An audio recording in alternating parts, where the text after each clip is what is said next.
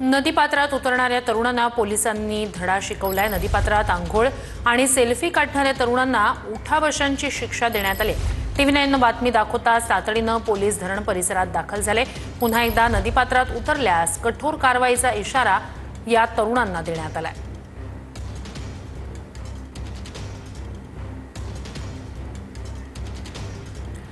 तर खडकवासला धरणाच्या पात्रात नदीपात्रात अंघोळ करण्यासाठी हे तरुण उतरले होते। खडकवासला धरणातून सध्या मोठ्या प्रमाणात विसर्ग होतोय आणि अशातच नदीपात्रात पाण्याचा प्रवाह वाढलाय। अंघोळ करण्यासाठी हे तरुण या नदीपात्रात उतरल्याची ही दृश्य ही बातमी आम्ही म्हणजे TV9 मराठीनं दाखवताच पोलीस तातडीनं धरण परिसरात दाखल झाले आणि नदीपात्रात उतरलेल्या तरुणांना उठाबशांची शिक्षा देण्यात आली।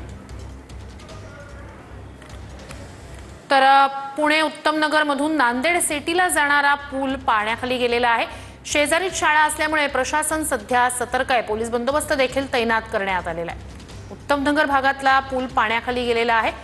उत्तमनगरहून नांदेड सिटीला जोडणारा हा पूल आहे, पाण्याखाली गेला आहे। आपण ही दृश्य पाहतोय आणि तिथे जवळच शेजारीच शाळा आहे, त्यामुळे पोलीस प्रशासन सुद्धा सतर्क झालंय।